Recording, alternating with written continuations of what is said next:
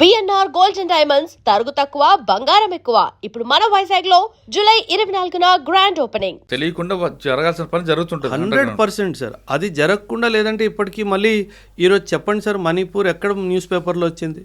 అవును, అంటే ఏమీ జరగట్లేదనే కదా. ఎస్, సిచ్యువేషన్ టెన్స్డ్గానే ఉంది, నేను అక్సెప్ట్ చేస్తాను. బట్ అది టెన్స్ సిచ్యువేషన్ అవుట్ ఆఫ్ కంట్రోల్లో వెళ్ళట్లేదు అంటే ఖచ్చితంగా వ్యవస్థ పనిచేస్తున్నట్టే కదా సార్. అంటే మనకు శత్రువులకి ఆ విషయం తెలియకుండా జరుగుతుంది, సైలెంట్గా చేయాలి. ఎప్పుడో రోజు బయటపడుతుంది. 100% సార్. అదే కాదు సార్, ఇప్పుడు మీకు ఒక ఎగ్జాంపుల్ చెప్తాను సార్. ఆఫ్ఘనిస్తాన్, పాకిస్తాన్ ప్రియమిత్రులు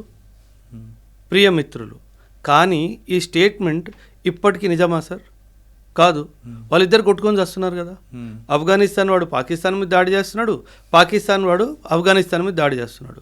దీని వెనక ఎవరున్నారు?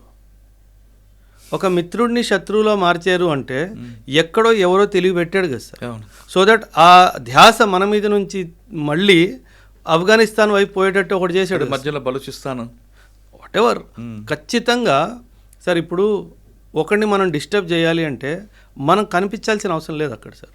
వాడి ధ్యాస వేరే వైపు మళ్ళీ ఇచ్చేస్తే వాళ్ళిద్దరు కొట్టుకొని చేస్తారు, మనం మన పనులు చేసుకుంటూ ఉండాలి సార్. అది కదా సార్ కూటనీతి సార్. యుద్ధం పోరాడి గెలవడంలో గొప్పతనం లేదు సార్. యుద్ధం కాకుండా మన మీద యుద్ధానికి రావాలనుకున్నాడు మీద ఇంకొకడిని పంపించడము అది నిజమైన గెలుపు సార్. అందులో అజిత్ దోవల్, అందులో అజిత్ దోవల్ గారు number 1 sir. Sir Ajit Doval, Jaishankar sir, Amit Shah, వీళ్ళు త్రిమూర్తులు సార్. వీళ్ళ మైండ్లో ఏం నడుస్తుందో ఎవ్వరికీ తెలియదు సార్. So that is the beauty. మీరు ఇమాజిన్ చేయండి సార్, ఎవరైతే మన మీద దాడికి వస్తున్నాడో వాడి స్నేహితుడి మీదే దాడి మీదకి వెళ్ళేటట్టు మనం చేసాం సార్. దీనికి మించిన డిప్లొమాటిక్ సక్సెస్ ఏముంటుంది సార్? అదే అటెన్షన్ డైవర్షన్ చేశారు అంతే. That is the game sir. Sir అందుకే సున్జు అని చెప్పేసి ఒక మిలిటరీ ఫిలాసఫర్ ఉన్నాడు సార్. ఆయన ఏమన్నాడంటే, there is no greatness in winning a battle, there is no greatness in winning a battle, the greatness lies in avoiding the battle. So that is what we did. So imagine, China నుంచి 1962 నుంచి ఇప్పటి వరకు మనం బ్యాటిల్ని avoid చేసాం కదా sir. అవును. So that is the real victory కదా sir. So పోరాడి యుద్ధం గెలవడంలో పెద్ద గొప్పతనం ఏం లేదు సార్. అంటే ఐడియాలజీతో కొట్టడం అనేది గొప్ప. ఎగ్జాక్ట్లీ. ఐడియాలజీతో కొట్టాలి. ఇందిరాగాంధీ గారు ఎందుకు వాళ్ళ సెక్యూరిటీ ఆయనకు చంపాల్సి వచ్చిందో చాలామంది తెలుసు. దానికి ఒక కాన్స్పిరసీ ఉంది అంటారు కొంతమంది. మీకున్న సమాచారం ఏంటి? అంటే సమాచారం అని కాదు సార్. ఇందిరాగాంధీ గారు ఎలా, పంజాబ్ స్వర్ణ దేవాలయం అదేనా? 100% సార్. ఇన్ఫ్యాక్ట్ ఇది జూన్ నెల sir. 4th June 1984 was the day when operation blue star happened. And మనకు తెలుసు తన personal bodyguards Beant Singh and Satwant Singh, these were the 2 personal bodyguards who actually killed her October 31st, 1984 రోజు. ఇది జరిగే ముందు ఎన్నోసార్లు మన ఐబీ అండ్ రా ఇద్దరు ఇందిరాగాంధీకి పర్సనల్గా అఫీషియల్గా డైరెక్షన్స్ కూడా ఇచ్చారు. మేడం, ఈ సిక్ కమ్యూనిటీ వాళ్ళని మీరు మీ పర్సనల్ బాడీ గార్డ్స్ లాగా తీసేయండి, ఎందుకంటే కొన్ని నెలల ముందే ఈ ఆపరేషన్ బ్లూ స్టార్ జరిగింది. సో ఖచ్చితంగా వాళ్ళకి ఏదో ఒక విధంగా ప్రతీకారం తీసుకోవాలి అని ఒక ఆలోచన ఉంటుంది. సో వీళ్ళని తీసేయండి చెప్పిన తర్వాత కూడా ఆవిడ వాళ్ళని నమ్మకుండా, సార్ ఇప్పుడు ఎలా ఉంటుందంటే సార్, మీరు చాలామంది సర్వీస్ వాళ్ళని మీరు ఇంటర్వ్యూ చేశారు సార్. గన్మెన్తో ఒక పర్సనల్ రిలేషన్షిప్ అవుతుంది సార్. ఎందుకంటే తను నన్ను కాపాడుతాడు అన్న ఒక ఆలోచన ఉంటుంది కాబట్టి ఎన్ని అఫీషియల్ రిపోర్ట్స్ వచ్చినా, ఎన్ని అఫీషియల్ ఇంటెలిజెన్స్ రిపోర్ట్స్ వచ్చినా సరే తను వాళ్ళని ఎవ్వరిని నమ్మకుండా వాళ్ళిద్దరిని నమ్మింది సార్. అది తను చేసిన అతిపెద్ద తప్పు సార్. అదే తప్పు రాజీవ్ గాంధీ గారు కూడా చేశారు సార్. ఐబీ చాలా క్లియర్గా చెప్పింది, సార్ ఇప్పుడు పరిస్థితులు చెన్నైలో బాగాలేవు, తమిళనాడులో బాగాలేవు, so please do not travel south అని చెప్పి చాలా స్పష్టంగా డైరెక్షన్స్ ఇచ్చినప్పటికీ లేదు నేను వెళ్తాను అని చెప్పారు. సో ఒక ప్రధానమంత్రి ఎప్పుడైనా సరే సార్, ఇంటెలిజెన్స్ వాళ్ళు ఇచ్చిన నిర్దేశాలని వాళ్ళని ఓవర్ పవర్ చేయకూడదు. మీకు గుర్తుంటే చాలా రీసెంట్గా మోదీ గారు ఒక ఇంపార్టెంట్ మీటింగ్కి ఆసియాన్కి వెళ్ళాలి, కానీ ఇంటెలిజెన్స్ క్లియరెన్స్ ఇవ్వలేదని చెప్పి ఆయన వెళ్ళడం మానేశాడు సార్. అది ఎందుకంటే సార్, ఇంటెలిజెన్స్కి తెలుసు ఏం జరుగుతుంది గ్రౌండ్లో అనేది. ఎందుకు మనం ఒక రిస్క్ జోన్లో మన ప్రధానమంత్రిని కానీ రాష్ట్రపతిని కానీ తీసుకెళ్ళాలి? అండ్ ఇందిరాగాంధీ గారు చేసిన అతి పెద్ద తప్పు అది సార్. సార్ నేను సిక్ కమ్యూనిటీ గురించి ఒక 2-3 విషయాలు మాట్లాడతాను సార్. ఒకప్పుడు ఎలా ఇస్లామిక్ ఇన్వేడర్స్ మన హిందువుల మీద అత్యాచారాలు చేశారో మనందరికీ తెలుసు. అండ్ సిక్ మతం పుట్టింది కూడా ఆ అత్యాచారాల నుంచి హిందూ కమ్యూనిటీని కాపాడడానికి. అండ్ ఆ హిందూ కమ్యూనిటీని కాపాడినప్పుడు వాళ్ళని ఏంజల్స్లా భావించారు, అంటే దేవుడు పంపించిన దూతలు అని చెప్పి. మన దేశానికి సైన్యానికి ఎంతో కాంట్రిబ్యూషను సిక్ కమ్యూనిటీ చేస్తుంది సార్. అప్పుడు వాళ్ళు ఏమంటారు, ఓహో వీరుడు శూరుడు అని చెప్పేసి మీరు మాట్లాడతారు. కానీ ఒక సిక్ కమ్యూనిటీ వాడు తన హక్కు గురించి మాట్లాడితే మాత్రం ఖాళిస్తాన్ టెర్రరిస్టులు మీరు అన్నట్టుగా మాట్లాడతారు. అది చాలా పెద్ద తప్పు సార్. నేను మీకు ఒక ఎగ్జాంపుల్ చెప్తాను సార్. 1962 వార్ జరుగుతున్నప్పుడు జవహర్లాల్ నెహ్రూ గారు నేషనల్ మీడియాలో వచ్చి ఒక రిక్వెస్ట్ పెట్టారు మొత్తం దేశానికి. ఏమని, మన ఆర్థిక పరిస్థితులు దేశానివి బాగాలేవు, నాకు మీరు డబ్బు కానీ బంగారం కానీ ఇస్తే నేను ఆయుధాలు తీసుకొస్తాను అండ్ చైనాతో జరుగుతున్న యుద్ధం మీద సైనికులకు అందిద్దాము అని చెప్పేసి. ఆల్ ఓవర్ ఇండియా 257 కేజీల బంగారము ప్రభుత్వం పోగేసింది సార్. అందులో 252 కేజీస్ ఒకే ఒక్క స్టేటు పంజాబ్ నుంచి వచ్చింది సార్. మన దేశమంతా 257 కేజీలు ఇస్తే పంజాబ్ ఒకే ఒక్క రాష్ట్రము 252 కేజీలు ఇచ్చింది సార్. అంటే దేశం మీద ప్రేమ ఈ కమ్యూనిటీకి ఉన్నంత ఏ కమ్యూనిటీకి లేదు సార్. ఇది మీరు గుర్తించాల్సిందే. కానీ ఇక్కడ ఖాళిస్తాన్ మూమెంట్ కూడా మన దేశంలో జరగడంలో ఇందిరాగాంధీ గారు చాలా తప్పులు చేశారు సార్. ఇన్ఫ్యాక్ట్ పంజాబ్ పాలిటిక్స్ని ఇన్ఫ్లుయెన్స్ చేయాలి అన్న ఉద్దేశంతో జర్నైల్ సింగ్ భింద్రావాలే అని చెప్పే వ్యక్తికి ఎంతో పవర్ని చేతుల్లో పెట్టారు. ఆ పవరు, ఆ ఆయుధాలు అవన్నీ పెట్టినప్పుడు సార్, ఇంగ్లీష్లో ఒక ప్రావర్బ్ ఉంది sir, if you create a monster then you cannot control the monster అని చెప్పేసి. మీరు ఒక రాక్షసుడికి బలం ఇస్తే ఆ తర్వాత రాక్షసుడిని మనం కంట్రోల్ చేయలేము అంటారు. ఎగ్జాక్ట్లీ అదే జరిగింది సార్. ఒకప్పుడు సార్ ప్రెసిడెంట్ చాలా పెద్ద పోస్ట్ కదా సార్.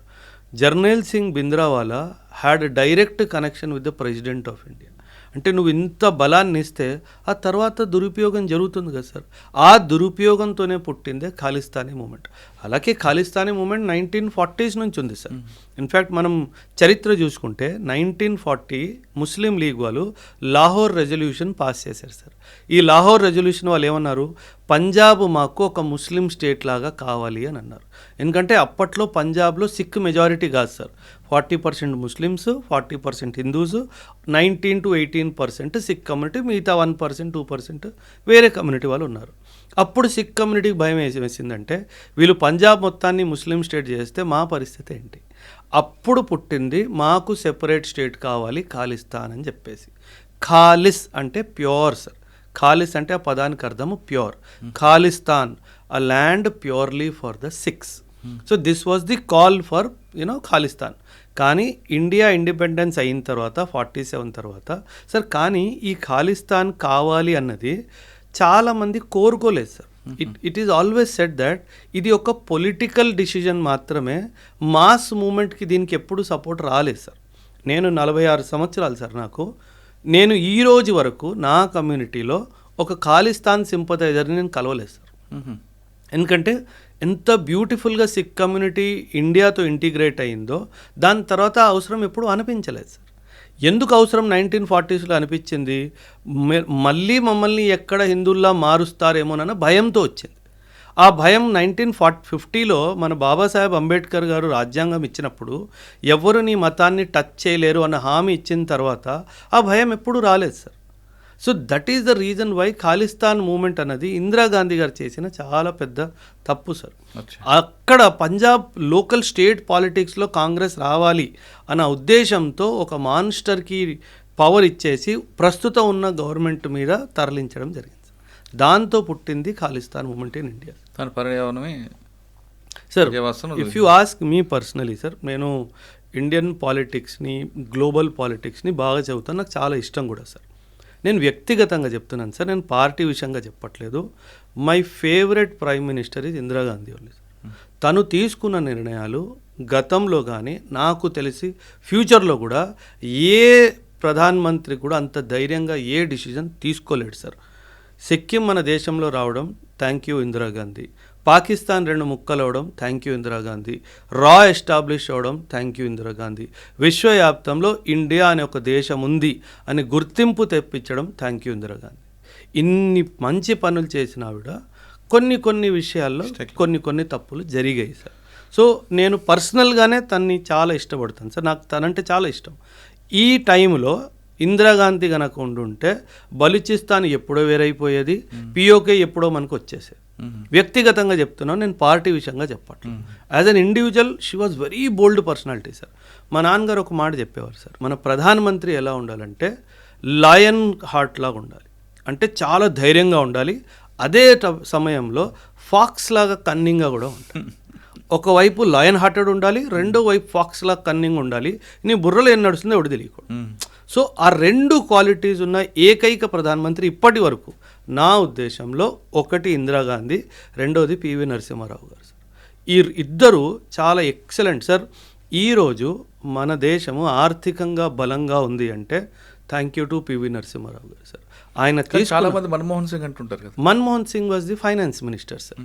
సార్ ఎప్పుడైనా సరే credit always goes to the boss sir. ఎందుకంటే అకౌంటబిలిటీ ఈజ్ ఆల్సో బాస్. ఇప్పుడు మనం ఎల్పిజి రిఫార్మ్స్ 1991లో సార్, ప్రధానమంత్రి మన పివి నరసింహారావు గారు ఆయన సూక్ష్మ శక్తి ఆయనకి ఎంతైతే ఉందో అలా సూక్ష్మ శక్తి ఉన్న ప్రధానమంత్రి ఇప్పటి వరకు రాలేదు సార్. ఎవరు చాలా బోల్డ్, చాలా టఫ్ టు హ్యాండిల్. కాకపోతే అప్పుడు మన పివి నరసింహారావు గారికి 2-3 చాలా మంచి ఫైనాన్స్లో చాలా మంచి వ్యక్తులు ఆయనకి. Imagine the trio sir, 3. PV Narasimha Rao గారు ప్రైమ్ మినిస్టరు, మన్మోహన్ సింగ్ గారు ఫైనాన్స్ మినిస్టరు, డాక్టర్ రంగరాజన్ గారు ఆర్బీఐ గవర్నర్. ఇంత మంచి టీం ఉన్న తర్వాత కీలకమైన నిర్ణయాలు ఎందుకు రావు sir? So that is where the teamwork is also important in politics sir. Sir మనం ఇంతకుముందు రాజీవ్ గాంధీ గారికి మాట్లాడుకున్నాం. అవును సార్. శ్రీలంకలో వాళ్ళ ఎల్టీటీ ప్రభాకర్ వాళ్ళ అది కొట్టుకుంటే ఈయన అనవసరంగా ఎంటర్ అవ్వడబట్టే ఆ ఇష్యూ వచ్చింది అనుకోవచ్చా? లేదు మనం ఖచ్చితంగా హెల్ప్ చేయాలి, అది బై మిస్టేక్లో జరిగింది. ఇప్పుడు ఇందిరాగాంధీ గారు ఎలా కొన్ని తప్పులు చేశారో అదే విధంగా రాజీవ్ గాంధీ గారు చేశారా? సార్ అంటే మీ ఆడియన్స్కి విషయం తెలుసో తెలీదో, శ్రీలంకలో ఎల్టీటీకి జన్మనిచ్చిందే ఇందిరాగాంధీ సార్. 1971 వార్ పాకిస్తాన్తో జరుగుతున్నప్పుడు సార్, 1971 ముందు పాకిస్తాన్ అంటే వెస్ట్ పాకిస్తాన్, ఈస్ట్ పాకిస్తాన్. ఇప్పుడు బంగ్లాదేశ్ అప్పట్లో పాకిస్తాన్లోనే భాగం. ఇందిరాగాంధీ శ్రీలంకకి చాలా క్లియర్గా ఒక సందేశం జారీ చేసింది సార్. ఏమంది? నేను ఈస్ట్ పాకిస్తాన్తో యుద్ధానికి వెళ్తున్నాను, వెస్ట్ పాకిస్తాన్ నుంచి ఈస్ట్ పాకిస్తాన్కి వెళ్ళాలంటే ఇండియన్ ఓషన్ ద్వారానే వెళ్ళాలి. అండ్ అప్పట్లో పాకిస్తాన్ దగ్గర ఫ్లైట్ కానీ షిప్ కానీ డైరెక్ట్గా వెళ్ళే అంత కెపాసిటీ లేదు, నీ దగ్గరకు వచ్చి ఆగి వెళ్ళాలి. నువ్వు మాత్రం హార్బర్ ఇవ్వడానికి వీల్లేదు. ఆ షిప్స్కి రీఫ్యూలింగ్ కానీ ఆయిల్ ఇవ్వడం కానీ ఫుడ్ ఇవ్వడం కానీ చేయడానికి వీల్లేదు. కండిషన్ చాలా క్లియర్గా కండిషన్ పెట్టింది. చెప్పినా సరే శ్రీలంక వినలేదు. వినకుండా పాకిస్తాన్ని మద్దతు ఇవ్వడానికి ప్రయత్నించింది. ఆ రోజు ఇందిరాగాంధీ నిర్ణయించుకుంది, నీకు గుణపాఠం నేర్పిస్తాను. ఈ ఉద్దేశంతో ఎల్టీటీ అనే సంస్థని శ్రీలంకలో జన్మనిచ్చిందే ఇందిరాగాంధీ సార్. ఖలిస్తాన్ లాగా 100% సార్. ఇక్కడ పంజాబ్లో ఖలిస్తాన్ ఏ విధంగా అక్కడ అలాగా 100% sir. Indira Gandhi as a leader is an absolute strict leader sir. ఇది చెయ్యొద్దు అంటే చెయ్యొద్దు, ఆ తర్వాత చేసేవంటే దానికి పరిణామాలను ఫేస్ చేయడానికి నువ్వు సిద్ధంగా ఉండు. ఇమాజిన్ సార్, 1974, 75, 76 ఈ టైం పీరియడ్లో ఈ ఎల్టీటీ అనే సంస్థకి జన్మనివ్వడం జరిగింది సార్. ఆ రోజు ఈరోజు శ్రీలంక కోలుకోలేదు. ఇంకా 30, 40, 50 సంవత్సరాలు వచ్చినా శ్రీలంక కోలుకోలేదు. ఒకే ఒక్క తప్పు ఏంటది?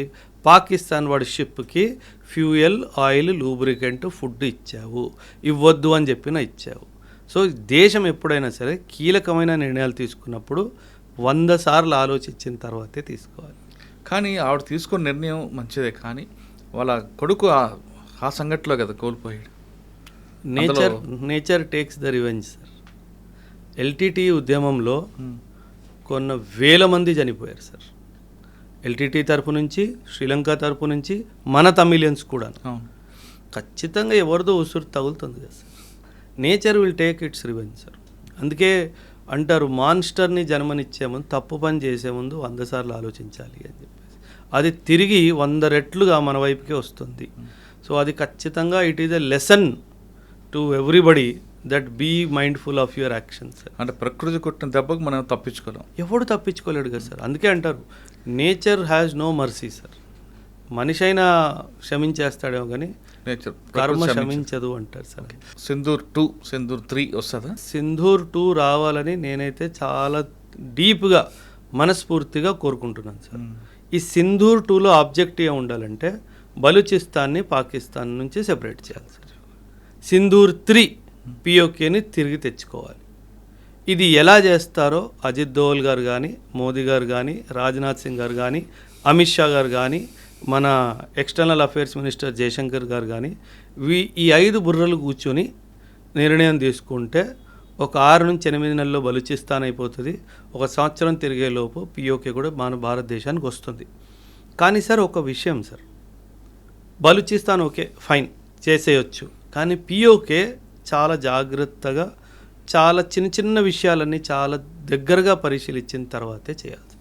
ఎందుకంటే పిఓకే సార్ ఇప్పుడు ఎలా అంటే అక్కడ లోకల్ పాపులేషన్ ఏదైతే ఉందో అంత ప్రో ఇండియా ఏం కాదు సార్. ఎక్కడ? పిఓకే. అక్కడ ఎందుకండి?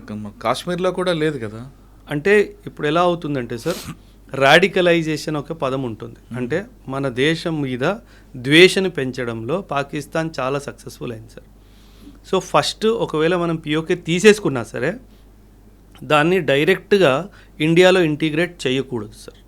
అంటే వాళ్ళని ఇండియాలో రావచ్చు, ఇండియాలో పోవచ్చు, ఇండియన్స్ అక్కడికి వెళ్ళొచ్చు, ఇవన్నీ కాకుండా దాన్ని ఒక కంట్రోల్డ్ టెరిటరీ లాగా ఒక 3 నుంచి 4 దశాబ్దాలు అయిపోయిన తర్వాత అప్పుడు నెమ్మదిగా ఇండియాతో ఇంటిగ్రేట్ చేయాలి. ఎందుకంటే అక్కడ ఎన్ని యాంటీ సోషల్ ఎలిమెంట్స్, ఎన్ని యాంటీ నేషనల్ ఎలిమెంట్స్ ఉన్నాయో మనకు తెలియదు. పాకిస్తాన్ వాడు ఏం చేస్తాడంటే సార్ చాలా తెలివిగా ఆ భూమి నేను ఇంకా ఓడిపోబోతున్నాను, నా చేతిలో ఉండదు అని అనిపించినప్పుడు ఈ టెర్రరిస్టులందరిని ఎవరైతే ట్రైన్ చేశాడో నార్మల్ సివిలియన్స్ లాగా వాళ్ళందరినీ పుష్ చేసేస్తాడు సార్.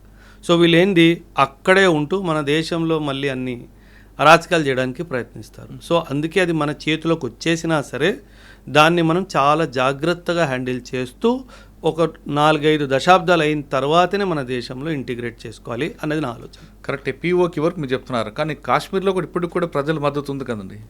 ఉంది సార్. అంటే ఇక్కడ మరిస్తున్నాం కదా మనం. అంటే అలా అని కాదు సార్, మీకు గుర్తుంటే కనుక లాస్ట్ ఇయర్ నార్త్ నుంచి కాశ్మీరే కాదు ఒక social media influencer operation Sindoor జరుగుతున్నప్పుడు యాజ్ ఎ స్పై లాగా అన్ని విషయాలు అందించింది కదా సార్. జ్యోతి మల్హోత్రా అనే పేరు ఉంది అమ్మాయి కదా సార్. అవును. సో మనం ఓన్లీ కశ్మీర్లోనే పాకిస్తాన్కి సపోర్ట్ చేస్తున్న వాళ్ళు ఉన్నారు అని చెప్పడం తప్పు సార్. హైదరాబాద్లో కూడా ఉన్నారు, విశాఖపట్నంలో కూడా ఉన్నారు, బెంగళూరులో కూడా ఉన్నారు, చెన్నైలో కూడా ఉన్నారు. సో అదొక ఐడియాలజీ సార్. ఆ ఐడియాలజీని మనం ఈ రాష్ట్రము ఈ ప్రదేశం నుంచి పోల్చడానికైతే ఖచ్చితంగా లేదు సార్. ఆ ఐడియాలజీ మైండ్ నుంచి పోవాలి సార్. అండ్ కొన్ని వర్గాల్లో ఆ ఐడియాలజీ పోదు సార్ మైండ్. ఆపరేషన్ సింధూర్ 2తో పాటు 3 కూడా వస్తుంది అంటున్నారు ఓబ్రాయ్ గారు. కానీ వస్తే మాత్రం మిగతా రాష్ట్రాల్లాగా వెంటనే కలపకుండా దాన్ని కొంతకాలం అబ్జర్వేషన్ పెడితే తర్వాత మన దేశానికి మంచి జరుగుతుందంటూ అతను అనుభూతిలో చెప్తున్నారు. మరో అంశాల్లో మరీ కలుద్దాం. ఇది ఓబ్రాయ్ గారితో ఎక్స్క్లూజివ్ ఇంటర్వ్యూ. థ్యాంక్ యూ అండి. Thank you sir.